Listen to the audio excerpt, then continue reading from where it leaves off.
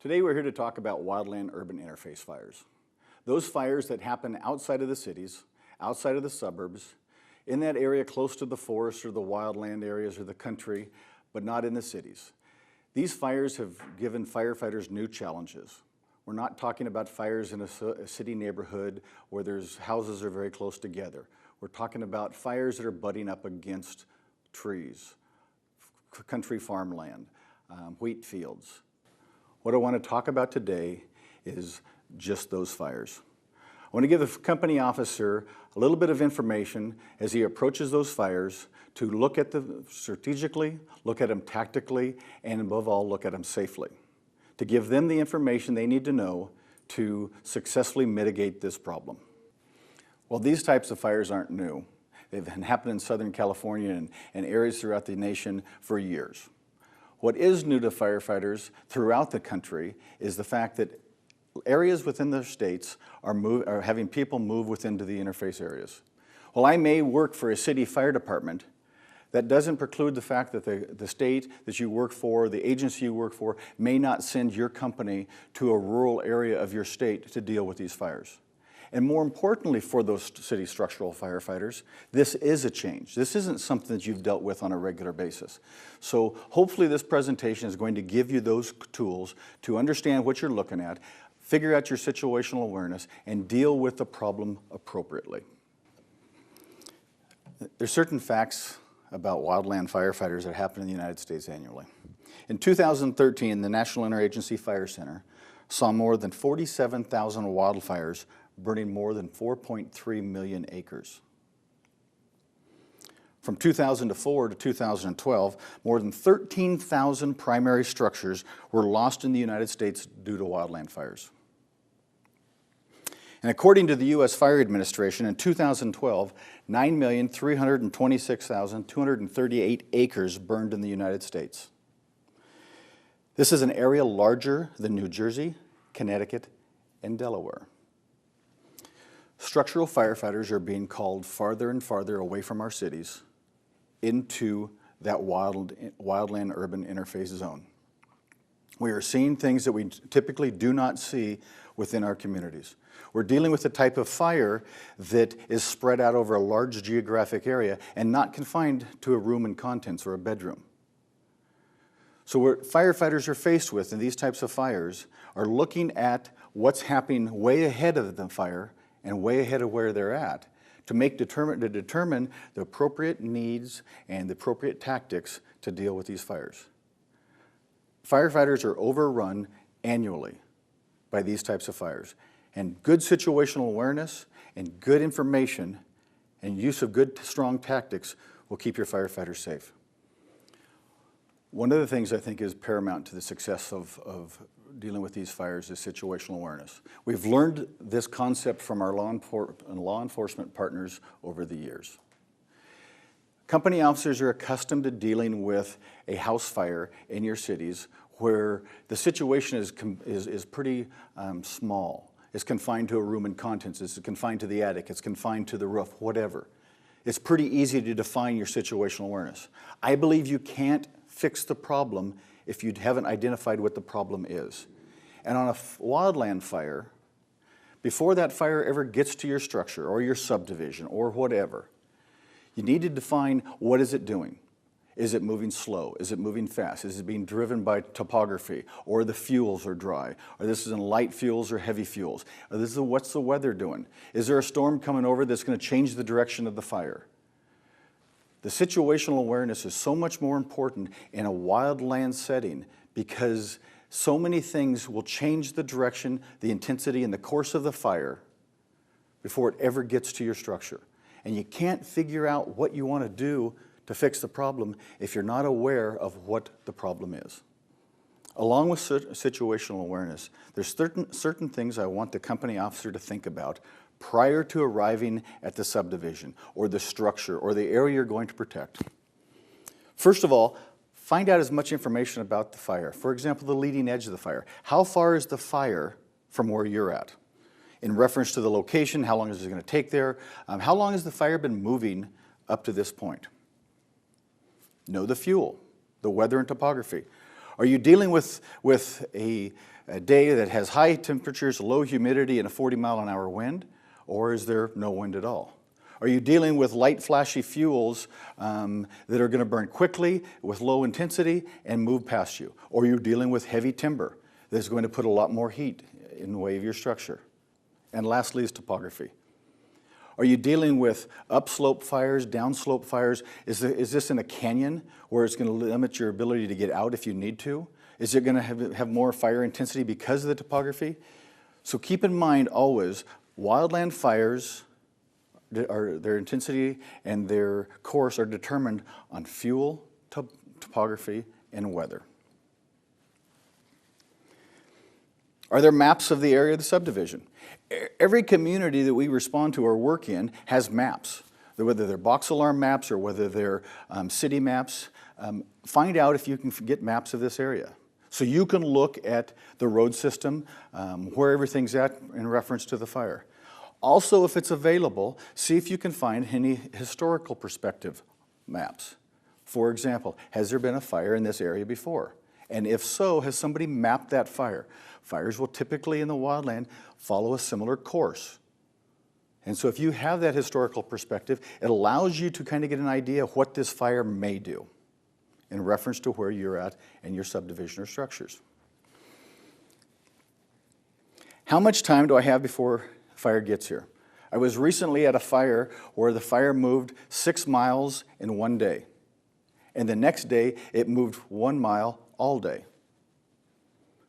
So depending on what the weather's doing, how much time do I have before the problem I'm preparing for gets here? That's good information to have. It'll allow you a better opportunity to define how much time am I going to give to each individual structures. Has there been a structural triage? Much like EMS, we figured out in the wildland community, why not go look at these structures within the subdivisions and see how defendable they are? Am I faced with a house with shake roofs, with cedar siding, with a 300-foot driveway lined with brush and trees? Is that a safe atmosphere or a safe condition for the firefighters? So has there been any triage done? Can we look at the area and say, I can save this one, I can do a little bit of work on this structure to save it, or I'm really going to need a little bit of time, or I can't do anything at all to protect this structure? A structural triage prior to your arrival will help. And if it hasn't been done, while you're there, do it. Many states and many wildland agencies are now using a standard wildland triage form. Is the area evacuated? Typically, evacuation is done by the local law enforcement agencies. But it's good for you to know this, and also know the laws within your state. If I'm evacuated, does that mean I have to leave? Can I stay? Can I say I don't want to be there? Or I want to stay there? If I'm evacuated, does that mean I just can't come back once I leave? If somebody stays in their house after an evacuation order, am I responsible for making sure they're safe, or is that a law enforcement function? The other thing that you're faced with evacuations is, while these people are leaving their subdivisions with their vehicles and their belongings, you're moving into their subdivisions. And you've seen it on the 5 o'clock news, every time there's a large fire in one of these urban interface fire areas, that there's a big traffic jam. And so know that's going to be a problem. Know that's going to be an issue. You have people on foot. You have people trying to leave by vehicle. They're going to be in the way. You're going to have to figure out a way to work around that.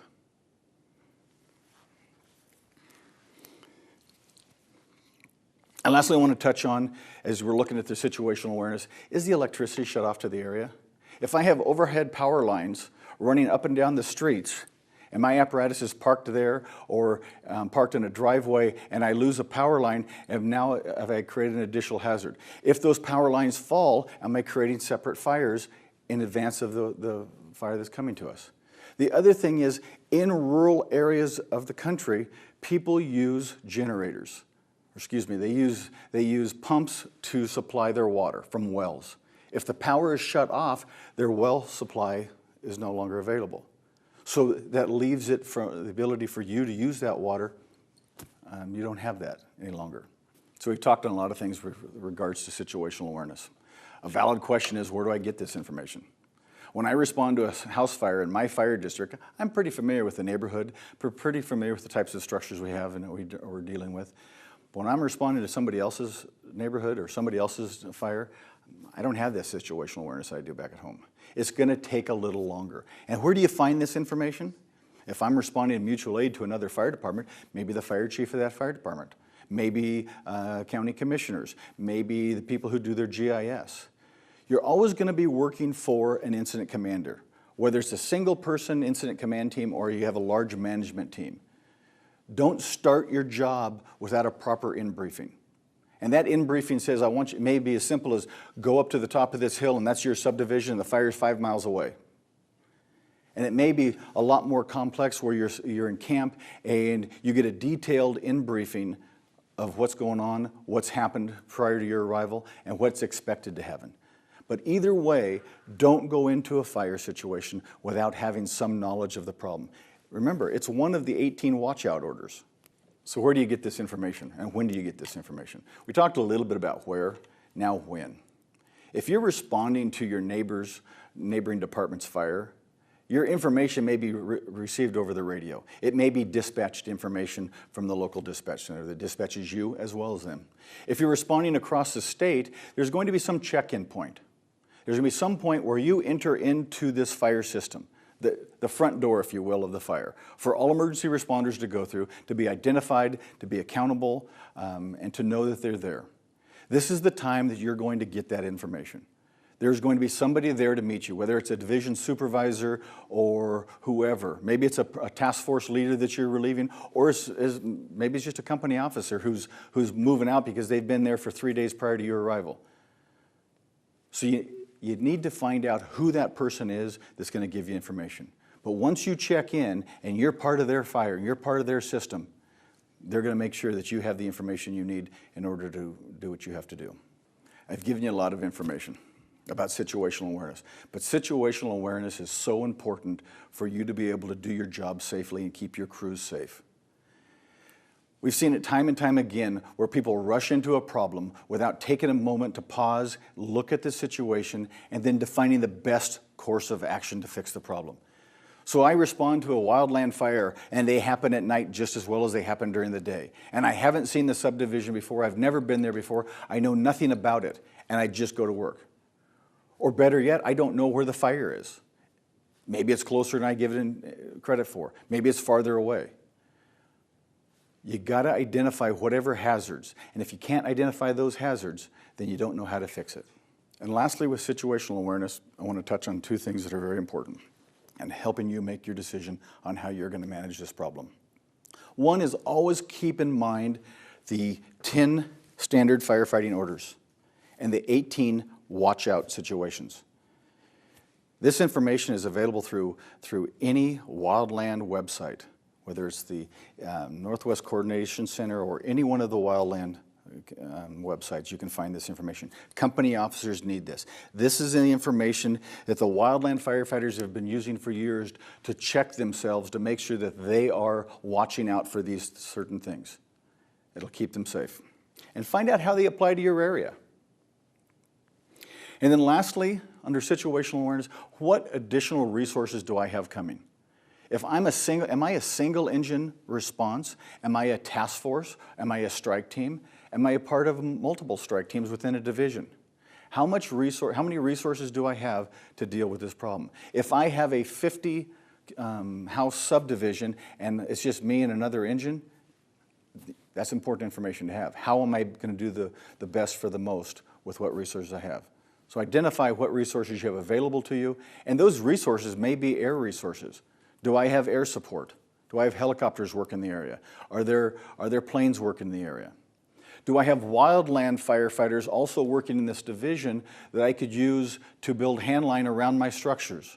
Or are they doing burnout operations that help maybe take some of the pressure off the structures or the subdivision? This information will be brought to you or given to you during your in-briefing or by conversations with your division supervisor.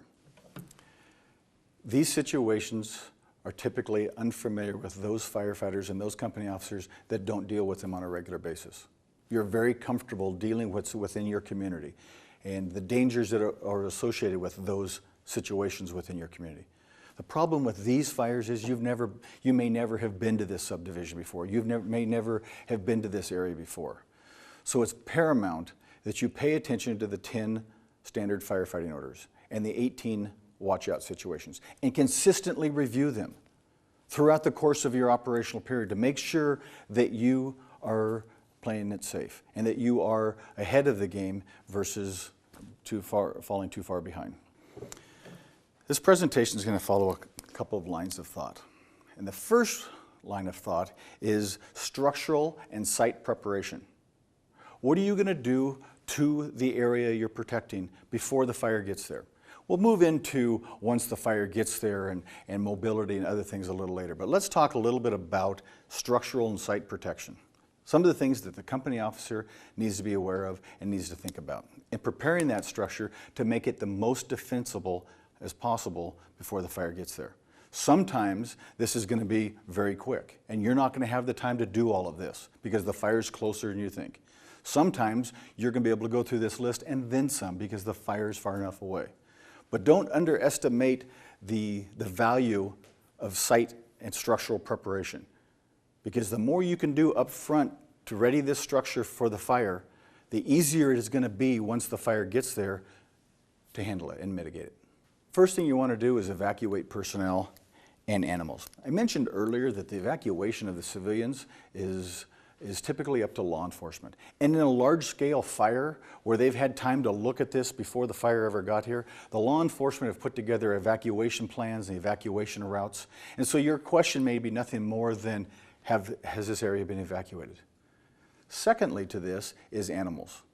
Most people will take their beloved pet with them, if it's a dog or cat and something like that. It's a lot more difficult to move livestock, horses, cattle, in the event of an upcoming fire. If the fire has moved fast and caught people off guard, what are we going to do with the animals? It's a question the company officer is going to be faced with.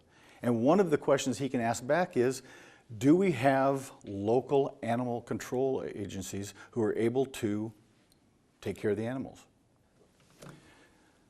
Some areas within the country have already identified the need to evacuate animals differently than civilians. And typically your local law enforcement agency is strapped when it comes to animal control forces. But a lot of these agencies and a lot of these areas have identified the need to move livestock, horses, and things like that. And so they have a plan put together for this purpose. A lot of people will use veterinarians. They've come together with groups of people to move into an area for the sole purpose of moving livestock. Sometimes the best thing you need to do is get them out of the pens and let them go. And as a last resort, they can fend for themselves. But that's a question that needs to be asked and answered of the command structure, your division soup, whoever you report to, how best do you want us to handle the situation with the animals and livestock? The next thing you want to do in preparing the structure for the fire is remove all the combustible objects from around the structure. They may have cars parked there, boats, campers, firewood under decks, whatever it is that could carry the fire from that location to the house. And usually these are parked really close to other structures like barns, garages. Move it away from there. You want to get all of that combustible area or combustible objects away from those structures to allow the structure to survive on its own.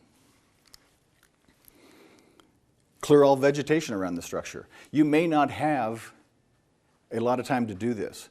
And you got to look at what the problem is and look at what type of vegetation you have. I've been at fires where we've had the luxury of having heavy equipment, was able to move and remove that vegetation very easily. I've also been at fires where you have firefighters with Pulaskis and shovels and chainsaws, and it's very manpower intensive. But you need to move that structures. And in the wildland community, people who pre-treat their own homes remove this vegetation 50 to 100 feet away from the structures. And so whatever vegetation we can move away from that house or that building is going to better help that building survive. Once we've taken care of the outside of the structure, prepare the inside of the structure. Close the windows, remove curtains, Closing interior doors to limit fire spread, turning off fans and coolers, air conditioners, disconnecting any gas lines or LPG tanks, leaving the electricity on, because you're going to want that electricity in case you need a pump or something like that that runs a well. Making sure that all entrance doors are open and unlocked. In addition, make sure there's a porch light on and a central light into the interior of the house that's on. So if you have to come back at night, you have visibility. Along with site prep and structural preparation, water is going to be very important. It may not be important right now, but an hour from now it's going to be really important. And so you may only have, based on the type of vehicles you use, anywhere from 250 to 1,000 gallons of water available on your apparatus. At the full force of the firefighting efforts, you're going to use a lot of this. I want you to keep in mind that this isn't like your downtown city fire where you have fire hydrants every 250 feet. The water you brought to the fire is what you have. You may be fortunate enough to be in a subdivision with a hydrant that you could easily resupply, but don't fall into that trap. So one of the things you can do in preparing for the fire before it gets there is take the homeowner's garden hose and stick it in the top of your tank. It's not a lot of water, but at 25 gallons per minute, that's better than nothing. Pre-treat the structure with Class A foam. I want to caution you here. A lot of times it's not available, but if it's available, try to figure out how long you have before the fire gets there. Are you going to put this foam on wet and have the heat and the time it takes for the fire to get there to degrade the foam and it's going to slough off the structure? Or are you going to put it on a real thick like shaving cream and coat the house? Okay? If you know that the fire's coming your direction and this is a tool that you can use, utilize it wisely. Don't do it too early and don't wait too late. And sometimes it's just as bad to put it on and not need it at all. And do I have the ability for extra foam? Can I do this for all of the structures? At 3% foam, you're going to go through a little bit of foam here. And so do I have a constant supply of foam in order to continue doing this? Foam is a great tool, but it's a tool that needs to be used wisely and appropriately. Ladder the roof. If the homeowner has a roof that you trust you're putting your firefighters on, utilize it. Put it up to the roof. If they don't have one, then ladder the roof with one of your ladders. If you're going to be staying at the structure. Obviously, you don't want to ladder the roof and then drive away because you're retreating or you're moving on another house and leave your ladder there. And you don't want to take the time to deploy your ladder to your apparatus. But gaining access to the roof is going to be important, especially if you're going to have a fire that you have a shake roof where you may be able to carry the fire onto the roof. To get up to the roof and utilize some water up there to keep the house or the roof from burning is going to be important. We'll talk more about that in just a minute. If the structure has an electric generator, start it. Make sure that you have an uninterrupted power supply. If portable pumps or alternative water supplies are available, prepare them. Some homeowners are prepared in advance for these types of fires. Swimming pools are very good for other than just recreation on a hot day. If you have a 15,000 or 20,000 gallon swimming pool available to you, set up portable pumps. You may not need to utilize your apparatus at all, which may be a benefit to you in the event you have to leave quickly. So set up your pumps by the pool. Cisterns, 1,000-gallon cisterns and things like that where they have a water supply there. Look through your property, look through the area and see what water supplies you have and prepare those before the fire. They'll serve you well after the fire gets there. Close the garage door and disconnect the garage door openers. It's important to disconnect the garage door openers. Not the button, but the chain on the ceiling. Because once the fire comes by and if you lose power, you can't get back into the house through the garage door. So pull the chain, disconnect the garage door opener, and put the door down. If you need to get back in there, all you have to do is lift the door and not be worried about whether the power's on or off. Note all hazards, including power lines and septic tanks and certain terrain features. Is there a slope to the back of the house that's going to cause an upward slope fire to my structure? What other hazards do I have?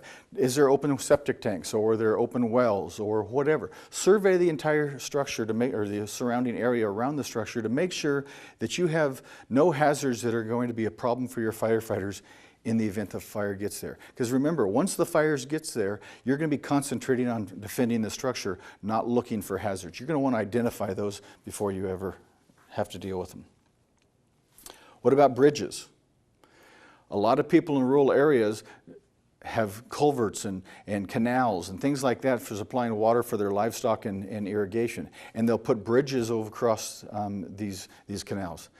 Most of them, my guess would be, is they're not engineered bridges. So what's the weight of your vehicle?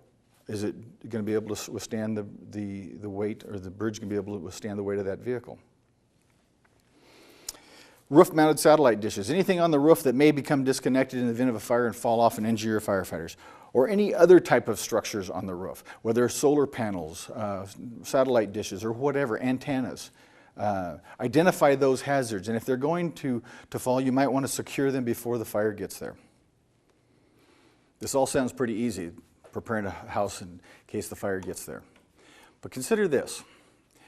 Resources are lean, and you're defending 5 or 6, 10 or 12 structures in the area. What I would recommend first is triaging all of those structures. Some of them, the homeowners have already prepared for you, and they'll be able to stand alone. Some of them are going to need a lot more work. Identify what structures you have within your protection area that you've been assigned, and deal with the ones that are going to need the most work first, and then move on. So up to this point, we've talked a little bit about preparing the structure for the oncoming fire, and what we need to do to make that fire more defensible. I want to move into now to talk about structural protection. We're now protecting the structure because the fire's on its way, or it's getting close, or we know we're going to have a fire problem. I've broken this up into several categories I want to talk about individually. First of all, there'll be apparatus positioning. Structural deploying your resources for structural protection. Mobility, your ability to move quickly in and out of that area. And then certain methods for confronting the fire at the structure. Then lastly, I don't want you to underestimate the value of a good exit plan. To get out of there when there's nothing else you can do, or you're faced with overwhelming fire potential or problem, and the safety of your personnel is at risk. Retreat is a good option. Continuing along our thought about protecting the structures, let's talk about apparatus positioning. You as the company officer sitting in the right front seat of your apparatus as you're heading into this area, this subdivision, or wherever you're going. Take a look at what the landmarks you have. Take a look at what hazards you may be faced with. What does it look around? What does it look like around that area you're protecting? What's the road system? Are these single lane, are these double lane, are these very tight dirt roads that you're positioning your apparatus in? Once you get there and you've determined where you're going to park and what structures you're going to protect first, back your apparatus into the driveway. Never pull your apparatus in forward, because in a retreat or in a position or in a time where you need to get out of there quickly, you don't want to have a spotter backing yourself out into the street. Back your apparatus into the driveway to allow you an easy access or egress out of that area. Park your apparatus so it doesn't block traffic. That seems pretty logical. We in the fire service block a lot of traffic. Much to the chagrin of our law enforcement partners, we will block traffic at all costs. Here's a situation where you really don't want to do that. And the reason why is if you've evacuated, they've called for evacuation orders, we don't want to block the people we want out of there. So put your apparatus in a position that doesn't hinder people's egress out of the subdivision as they evacuate. Avoid parking next to flammable vegetation or under power lines or near LPG gas tanks or other potential significant heat sources. That's just good common sense. I'm not going to park my apparatus next to a gas tank that may be a problem and may start venting or may light off or whatever vegetation that may be. Okay? look at where you're going to park your apparatus, and clear that. Maybe you have to clear that area off first, or clear that area out first. Along with talking about the vegetation, you need to survey the area for hazards, such as septic tanks, wells, but more importantly, pay attention to hazardous materials. You're in the rural area. Farms are quite often using materials, insecticides, pesticides, whatever, in the daily operation of their job. Identify whatever hazmat, and I'm not talking about 1 or 2 paint cans. I'm talking about large containers or a significant amount of hazardous materials that you may find in the garage or the barn or in the house. You need to identify those. I'm not suggesting that you remove them. I'm just suggesting you identify them and are aware of what they may do in the event of a fire and how you may have to mitigate that. You may have to report to your division supervisor that you have a significant hazmat incident here or potential for a hazmat incident, and maybe one of the resources they want to consider is a hazmat team to maybe remove that, all that hazmat right up front. After you surveyed the area, you determined you cleared off the vegetation, you know where you're going to park your apparatus. Park your apparatus in an area that's conducive to deploying your hose lines around the structure accordingly to what you're going to have to face and what you're dealing with. Okay? You're going to want your hose lines around to the back of the structure, to the leading edge of the fire, if that's the way it's coming. Review with your crews the maps of the area. As you take care of and you're parking your apparatus and you're getting ready, identify and communicate escape routes. This is important, and I can't stress this enough.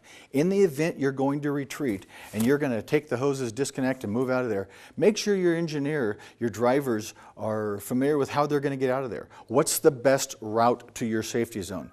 Because you're going to have a safety zone already identified. So what's the best way to get there? What's the meeting point for your personnel to get to the apparatus? And then finally, and you're going to do this continually throughout your operation, is monitor the fire's behavior. What is the fire doing? Have you expected it to come from the north and it's moved to the west? Consistently monitor that behavior. Take weather samples if you have the ability to with a hand weather kit. If you see the winds picking up or the humidity dropping, pay attention to that stuff. But always monitor that and do it regularly throughout your operation. We've arrived at the structures. We've done some pre-treatment. We've positioned our apparatus to start protecting this fire. Maybe we haven't had time to pre-treat the structure and prepare for it up to this point. We've just had to pull in and start dealing with the fire. We're now ready to deploy our resources to protecting the structure, which is the next category we're going to talk about under fire protection or structure protection. And the first thing the company officer is going to want to do is check their personnel for protective equipment, their personal protective equipment. And this includes fire shelters, and I can't stress that enough. All too often in the past, we've gone to wildland fires, and we read about it, sadly, in the news where wildland firefighters have had to deploy their shelters for their own protection. But we've never, and we haven't, done a lot of that ourselves. Make sure you have a fire shelter for each one of your personnel, and they're in appropriate wildland or structural protection gear as identified by the problem. Next thing the company officer is going to want to do is brief their crew. Up to this point, you've been the one that's gone to the meetings and got the in-briefings and know what's going on. You should know more about the problem than anybody else. Take a moment to brief your crew and let them know what you know. This is not a time for surprises. This is a time for everybody playing on the same page. Review the lookouts, communications, escape routes, and safety zone principles, the LCES. Review those with your crew. Maybe take a moment to talk about the 18 watch-out situations or the 10 standard firefighting orders. This is a time for them to hear from you what your expectations are, what we're faced with, and what we're going to do in the situation where we may have to retreat. Do they know where their safety zones are? They should, and this is where you're going to give them that opportunity to learn that. Ensure that the occupants are apprised of the most current evacuation orders. They may not know. Maybe the sheriffs or the law enforcement community hasn't gotten up to that area yet, and they are just as surprised about the fire as you are. Let them know what the current evacuation orders are. Tell them that it may be a good idea for them to evacuate, or they're safe where they're at. But get that information from your division supervisor, whoever you're reporting to. They'll have the most current information as far as evacuations. And make sure that the occupants of the structures you're protecting are aware of that. Quickly survey the surrounding structures and area. You've looked at just the house. Is there a barn, a garage, a shed attached to this, or not attached but on the same property? How close is this structure to the structure next door? Are these issues I'm going to be faced with if the fire comes through here? Now that you've done all this, the next thing you're going to do is start advancing some hose lines. Advance 2.5-inch hand lines in the direction the fire is coming around each side of the structure. But don't exceed 200 feet. Most of our pre-connects are within 150 to 200 feet. Don't add on to that. You don't want to add more hose than you need, because you don't want to pick it up in a hurry if you have to. Now that we've advanced our hose lines around the structure, one on each side, again, I want to remind you, this is not to exceed 100 or 200 feet. These are 150 foot to 200 foot pre-connects, 1.5 inches, 1 3/4 around the sides of the structures towards the back. Next thing we're going to do is we're going to ladder the structure. When we talked about earlier when we were pre-treating and preparing the structure, we used the ladder that the homeowners had. If we've already done that, it's there. Once we establish that ladder to the roof, let's get a hose line to the roof. And it can be something as simple as a booster line. Just to protect the roof, to keep it wet, if there's any fire brands, if we have a spotting fire or situation coming through, that we can have somebody up there just keeping tabs on what's going on the roof. Again, we talked about earlier placing a garden hose into the tank of your engine just to keep it filled up, and it provides you some water. It's not a lot, it's not a fire hydrant, but it provides you some water there. Pull a hose line. Again, it may be another booster line. You may have a smaller section of 1.5-inch line to protect your apparatus. You have a very expensive fire apparatus here, and as the fire moves through the area, you want to protect that apparatus, because remember, it's your way out. So protect that apparatus. And if you can't protect the apparatus, you probably may not need to be there in the first place. Be prepared at all times to pick up and redeploy your hose line as the threat passes. Or in the event that you're not able to deal with the fire conditions that you're presented with. And sometimes that redeploying is nothing more than picking up your hose and putting them on the engine and moving on to the next structure. Sometimes you're going to be in a hurry and you're just going to take the nozzle and appliances off your hose and leave your hose there and disconnect it from the apparatus and move on to the next one. And we'll talk about that more a little later. But always be ready to move out if you need to move out, because the fire has moved on, is now threatening another structure, or you're in a situation that's untenable and you need to leave. Let's talk a little bit about mobility. Your ability to move out of the area, and if you need to. First thing we talked about a little bit before is we want to limit our hose lines to 200 feet. Which will never allow our companies to be tied down with a hose line over 200 feet. If you must retreat in a hurry, leave your hose lines. We talked about this just a moment ago. If it's possible, take your fittings and your nozzles and things like that, but leave the hose. You have enough hose on your apparatus, and they have enough hose on other apparatus that you can redeploy hose to your apparatus. Fire hose is not worth your crew's life.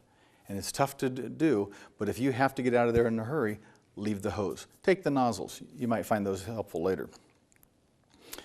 All hose lines should be taken off the same side of the apparatus and shouldn't block egress. Obviously, don't put a hose line in front of your engine, but take them all off of one side of the apparatus, typically towards the structure you're protecting, and run them around towards the back of the structure. Again, we talked about the roof may be protected by the pre-placement of a hose line, or in some cases, the resident's garden hose. You will even find that some residents have thought about this before you got there and have already plumbed their roof with sprinkler systems. If you're fortunate enough to have that situation, turn on the sprinkler system. A hose line should always be available for the protection of the apparatus. Again, I mentioned this earlier, but it's important to revisit that if you can't protect your apparatus, which is your means of getting out of there if you have to in a hurry, then you're going to have a problem. So pull a booster line, give it to the engineer, or just have it readily available if that fire gets close to your engine that you can start cooling it off. And in large-scale incidents, and if you're fortunate enough to have the resources to do that, and you have more than one structure within your subdivision that you're protecting, and you've had the time to go to those structures beforehand, maybe you've set up hose lines already around the structure and just left them on the ground. So if you want to bump up after this structure and move to the next one, you back into the driveway, hook the pre-placed hose lines to your engine, take the nozzles and fittings that you've taken from the previous house and hook them to your hose line, and you're all ready to go.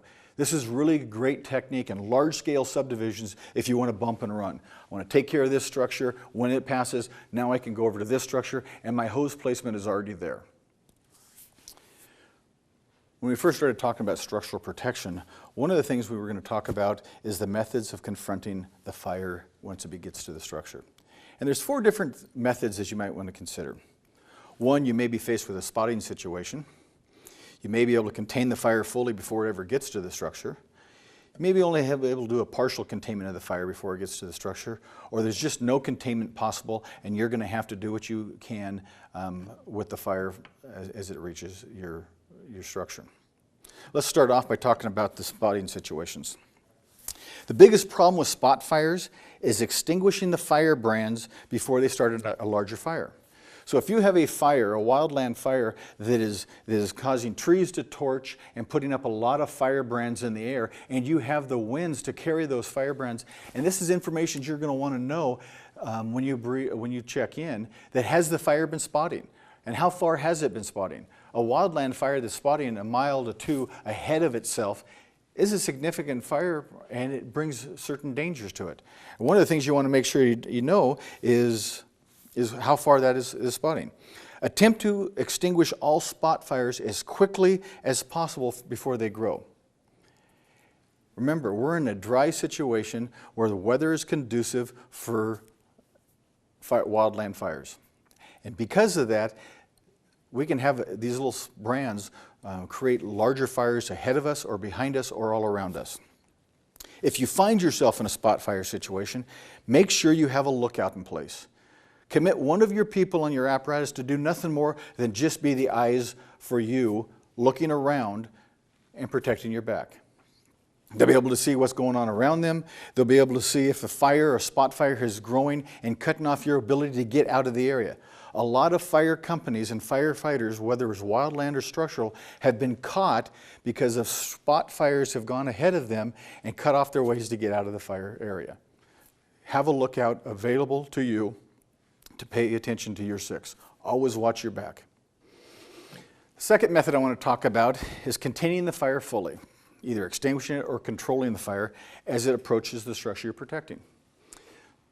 Hopefully you find yourself in this situation, because if you're able to contain the fire and extinguish what you're being presented with, then you're probably operating in a situation where there are relatively light fuels, low intensity fires that you're able to get in front of and put out. You may not even need any water or very, very little water. You may be able to get out there with a shovel, some hand tools, and scratch out a fire line and remove that fuel, and so the fire just diminishes. Hopefully the property owner has a nice green space against their structure, so the fire will die down. You won't have to deal with it, and you're able to fully contain the fire before it ever reaches the structure. The next method we're going to talk about is partial containment. It's used when you're not able to put out the entire fire, put out the fire that's approaching the structure. This carries the most risk to your firefighters. The fire's not able to be stopped. You're going to have to move the fire around the structure. Remember we talked about earlier where you've pulled a hose line around each side of the structure and you now have them both connected at the back of the building? This is where you're going to get your firefighters on the backside on those hose lines, and you're going to meet the fire as it comes to you. Now, obviously, if the intensity is such that you can't withstand the heat or the fire's moving too fast, you may want to consider moving to the next phase we're going to talk about.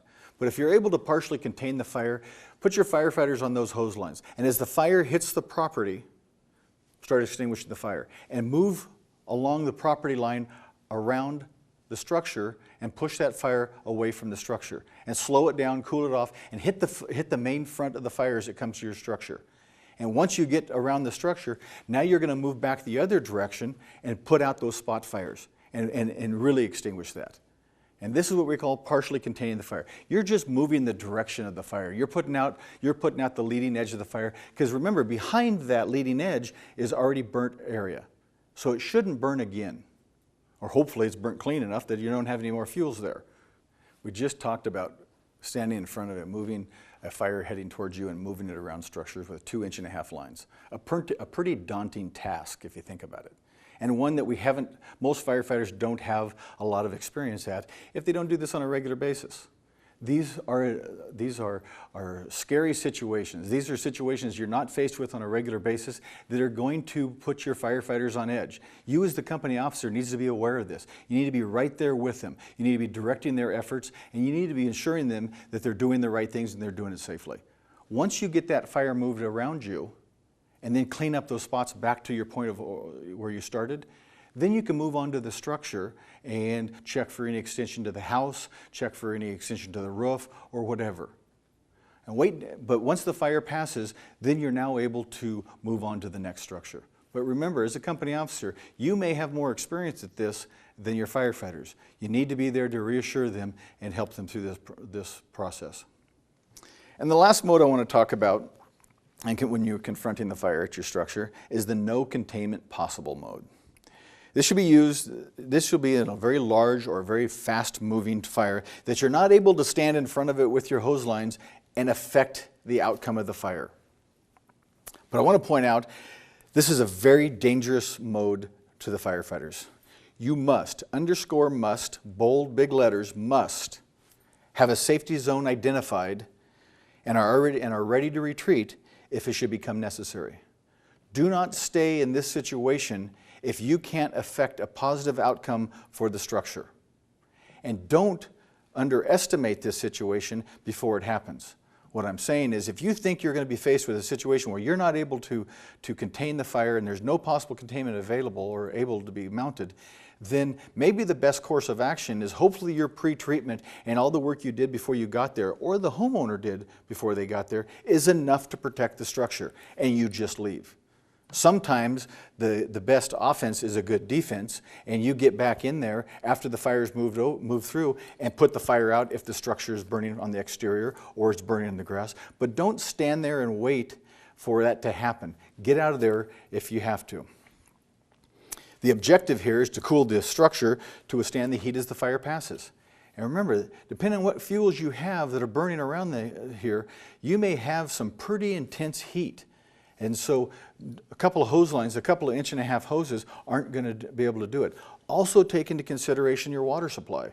If you only have 1,000 gallons on your engine or less, if you're dealing with that much heat, you're going to put a lot of water on this building in order to keep it cool. You may not have enough, and what you don't want to do is run out of water. I don't know if I mentioned this before, but always save about 100 gallons of water in your engine for you. Give the other 90% to everybody else, but keep 10% for yourself just in case you may need it. I want to reiterate and bring up again, do not stay longer than is safe. Retreat to your safety zone with plenty of time to do so. All too often, we wait that last little moment because we can get a hook on this fire and we can take care of it, and we don't want to leave something unattended. But don't do that at the expense of your own safety. Make sure you have enough time to get to your safety zone. Make sure you've pulled the plug and you've gotten your people out there when it's appropriate to do so. Also, as company officers, you've been continually monitoring the fire and the area that you're in. Make sure that if Plan B doesn't work, Plan C does. Have more than one way out if you need to. If this is a congested area where there's maybe a lot of traffic or a poor road system, look at the best way out. And maybe your Plan B has been cut off by the fire, and so you need to go to Plan C. But always have a way out. And if you're worried about going to Plan C, you probably shouldn't have been there anyway if the fire is that intense. So again, don't stay longer than you need to. Make sure you get your people out with enough time to safely do so. And lastly, with any structural firefighting method or attack, you might deploy more than one of these modes in order to handle or mitigate the problem. If you're faced with a situation where you think you can contain the fire before it gets there and it moves to a partial containment, or maybe you started with a partial containment and you were more successful than you anticipated and you move back to a fully containment mode. You can employ whatever mode or whatever you need to in order to take care of the problem. Make sure throughout this whole process of confronting the fire at the structure, you have a good grasp on the situational awareness. The situational awareness 6 hours earlier when you arrived at this subdivision may have changed. So constantly update your situational awareness. Make sure that you're aware of what's going on while you're fighting the fire. Remember, while you're engaged in the fire attack and you're facing the fire, things are changing around you. So this is why that constant grasp on your situational awareness, that use of a lookout to look at your six and find out what's going on behind you is very important. You're going to concentrate on the problem facing you, not where you're going to be going in the future. So always maintain that situational awareness and be aware of that. And the last subject I want to talk about on structural fire protection is that of retreat. Don't overstay your ability to safely meet your objectives. Remember, as a company officer, your job is not only to protect your people and direct their actions and their firefighting efforts. You're looking at the big picture. You're looking at where the fire's been, where it's going to go, the hazards around you, everything it takes so you can let these guys concentrate on doing their job. Your job is the big picture. And sometimes that big picture is going to tell you this isn't safe to be here. And the best course of action here is to get out of here. Don't underestimate that. That's huge. And firefighters have been seriously injured because they haven't heeded that warning. If you need to get out of there, retreat. Fall back to a safety zone. Pull back to a point where you safely can monitor what the fire is doing as it passes, and then come back in and pick up what's left over. When you've determined the best course of action is to retreat, take care in doing so. Remember, other companies in the area may be doing the same thing at the same time. Civilians may still be operating in the area as they move out. Those people were the holdouts that said they were going to stay through at all costs, maybe have thought better of that now and are leaving with you. Your egress may have changed. You may be posed with fire conditions that weren't there when you defined this as the best way to get out. But at all costs, while you're making these decisions, the company officer needs to maintain, again, their situational awareness as they're leaving the area. Because once you leave, it's going to look different when you come back in. So maintain that situational awareness. Maintain that ability to know what is happening at the fire as you leave. Up to this point, we've talked about structural protection, whether it was preparing the structure for the fire before it gets there or protecting the structure once the fire gets there. I want to switch gears a little bit. Well, I don't want to spend a lot of time talking about wildland fires and how to successfully mitigate those fires, because that's a whole nother class in itself. I want to touch on it because all too often the structural community has gone to these fires with the thinking that their responsibility is to the structure and the structure alone, to protect the structure against the fire by conventional methods that we just talked about. More and more, we're understanding that if we can do something to mitigate the wildland fire before it ever gets to the structure, then our structural protection needs are much less. So that's what we want to talk about now. Many structural fire departments are becoming increasingly more involved in the suppression of wildland fires. And there are two significant ways to attack these fires we're going to talk about. One is the direct attack, and the other is the indirect attack. Let's talk about the first method, and that is of direct attack, where you offensively attack the fire directly. This method works great on fires that are burning light fuels, on low intensity, where firefighters are able to access the fuel and access the fire safely right in front of it. Direct attack usually begins by selecting an anchor point and advancing hand lines directly around the edges or the perimeter of the fire. The flames are knocked down with water or throwing dirt on the fire. Crews then follow up behind by scraping out the vegetation to the mineral soil along the edge of the fire. So again, you're starting at an anchor point, and you're moving on the right and left flank of the fire, sometimes with hose and water, and sometimes with hand tools, if hand tools are appropriate given the fire intensity.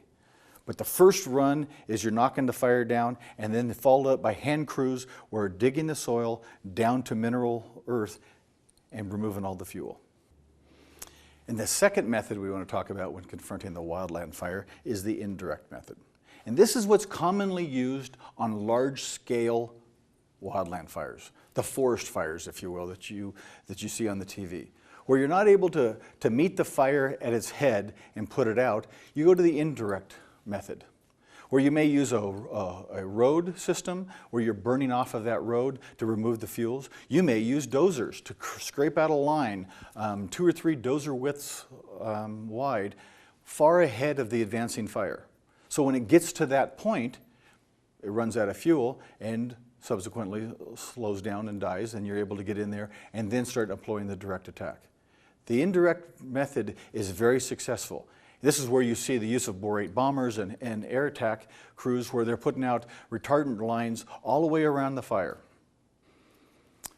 It's a very quick approach to wildland firefighting. And to understand the direct and indirect attack requires many classroom hours and practical experience to do so. You're going to be working under the direction of most likely a wildland firefighter or a wildland officer who's going to direct these options. One of the things I want to stress is that don't be surprised if we move away from the conventional protecting the structure into the forest a little more to see if we can slow the progression of the fire before it gets to our structure. And you may use either one of these two methods to do so. I know we've covered a lot of material here, and hopefully it's been valuable material for you. I want to end with a couple of things. One is paramount to any operation within the wildland urban interface zone is safety of your firefighters. Recognizing that they're the number one priority that you have. That on every fire situation, it doesn't change whether it's in the city or in the rural, safety of our personnel is paramount. Secondly, understanding the situation you're faced with and being able to make good, sound decisions based on that information and based on that situation you find. Hopefully, as this last slide shows, that maybe the homeowners, and quite common within the urban interface areas throughout the nation, are programs like Firewise or community wildland protection programs where homeowners recognize the potential threat of wildland fires to their property. And they've taken steps ahead of you, ahead of the fire, to go out there and mitigate the problem, to remove the brush, to fix their roofs, to take away and create a nice green space that won't burn, using non-flammable vegetation. Hopefully you've gotten a community, and one of the best ways we can fight these fires is encourage our communities to pay attention to the wildland urban interface fires and where they live and do what they can do before the fire ever happens. It'll make your job a lot easier.